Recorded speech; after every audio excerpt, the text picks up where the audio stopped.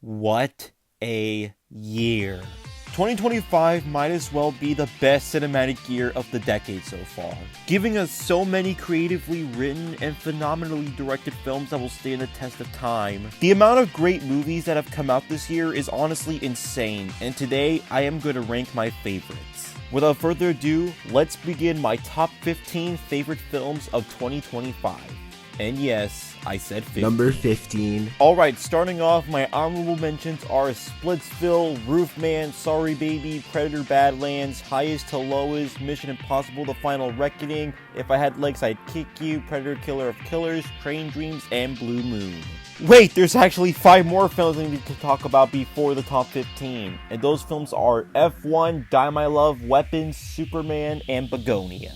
Number 15 goes to Joaquin Trier's Sentimental Value, a wonderful film with some of the best performances of the year and some of the best cinematography of the year. Number 14 goes to Little Amelie or The Character of Rain, easily my favorite animated film of the year. Number 13 goes to Jafar Panahi's It Was Just an Accident, an endearing film with a phenomenal screenplay and easily one of the best endings of the year. Number 12 goes to Wake Up Dead Man, the newest installment in Rian Johnson's Knives Out trilogy, and it's easily my personal favorite of the series. I hope he makes 30 more of these. And number 11 goes to Kelly Reichardt's The Mastermind. As a fan of her style of filmmaking, this was easily up my alley and contains my favorite Josh O'Connor performance of the year. Alright, now let's move on to the top 10.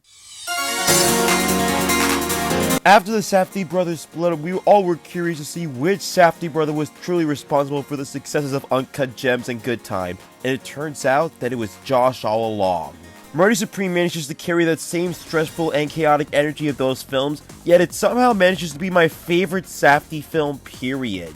It's got a really strong script, excellent direction, beautiful cinematography, a godlike score, and Timothée Chalamet giving a career best performance. Safe to say, an instant classic. Bong Joon-ho's Mickey 17 is likely the one film this year that is likely on nobody's top 10 list.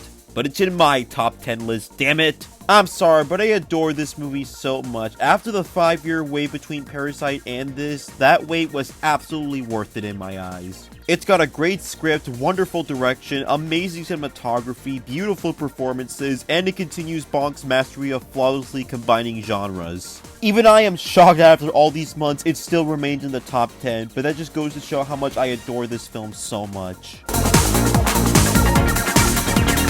Turns out Bong Joon-ho wasn't the only Korean filmmaker to make a comeback this year, as Park Chan-wook makes a phenomenal comeback with no other choice. Just like Mickey 17, it's got a beautiful script, phenomenal direction, amazing performances, and some of the best cinematography of the year. Seriously, there are so many shots in this movie that just blew me away. It just goes to show that nobody else is on Park Chan-wook's level, and that he is one of our best living filmmakers. Oh boy, I loved the absolute living shit out of Danny Boyle's 28 Years Later. As a huge fan of both the first 28 Days and Sunshine, this further proved why Danny Boyle and Alex Garland are among the best filmmaking duos of all time. It has a beautiful screenplay, wonderful editing, amazing performances, and some of the best cinematography and direction of the year. The stuff that Boyle accomplishes here through his wonderfully energetic direction is simply incredible. And I am in awe at how gorgeous the cinematography looks, especially considering this was all shot through an iPhone 15. Really excited to see how the remaining 2 films in this series play out. Hey, a little update. I just saw The Bone Temple, and while I don't think it's as phenomenal as 28 Years, I still love the hell out of it, and I cannot wait for the 3rd one. Chloe Zhao's Hamnet is a beautiful and devastating powerhouse of a film. With a strong script, beautiful direction, amazing cinematography, and Jessie Buckley giving one of the best performances of the entire year.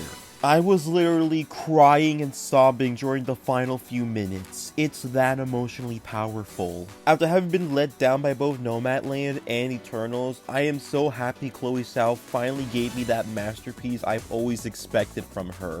Truly a masterpiece.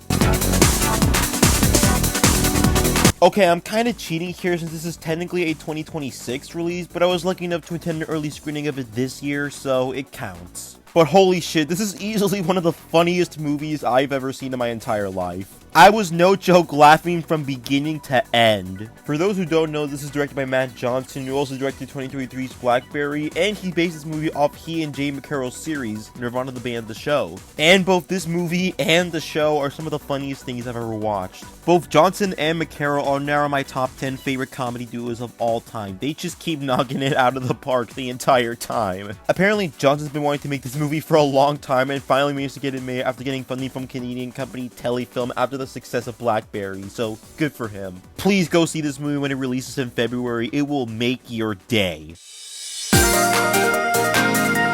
Oh, mama, was Sinners so good. As someone who is a huge fan of Ryan Coogler and think he's one of the most unique filmmakers working today, this is easily his best film to date. Despite doing amazing work in the past, for the first time ever, Coogler does something that is 100% his vision.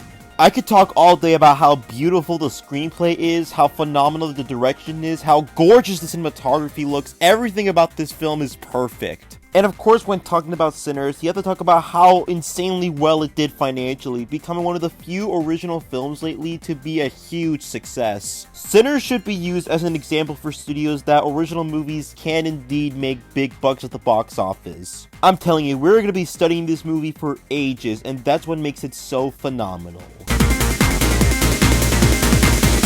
Yep, that's right, after all these months, I'm still glazing The Phoenician Scheme as one of Wes Anderson's masterpieces. I already said my full thoughts in my review, but simply, I do think this is one of his finest films, and also his funniest film since The Grand Budapest Hotel. But the main thing I love about The Phoenician Scheme is that besides that, there's a lot of sentimentality in this that I haven't seen from Wes since both Royal Tenenbaums and The Darjeeling Limited.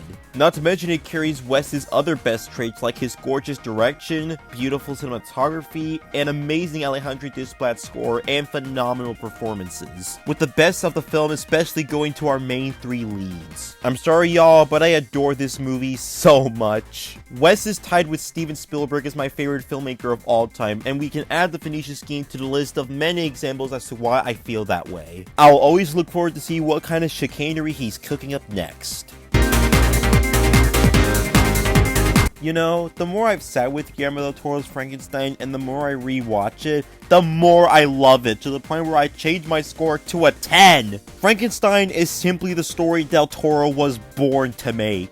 Elevated by a really great screenplay, phenomenal direction, gorgeous cinematography, and a phenomenal score. But what really makes Frankenstein so phenomenal is Jacob Elordi, who gives, in my opinion, my favorite performance of the year. I'm honestly glad he replaced Andrew Garfield for the role, because I feel nobody could have perfected the character like Elordi did. It is an absolute masterpiece, and in my opinion, one of Del Toro's finest efforts.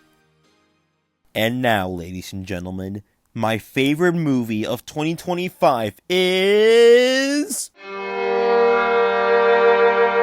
Paul Thomas Anderson is one of my top 3 favorite filmmakers of all time, and this year he released his newest masterpiece in One Battle After Another.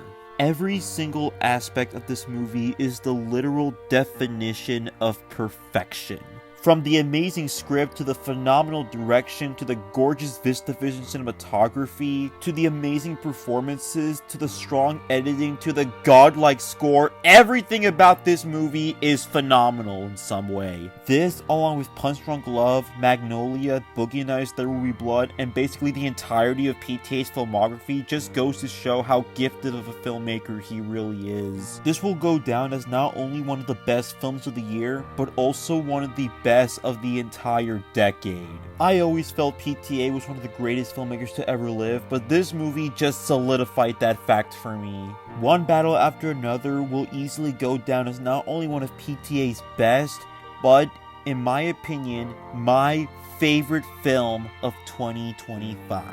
And I can't wait to see what PTA does next.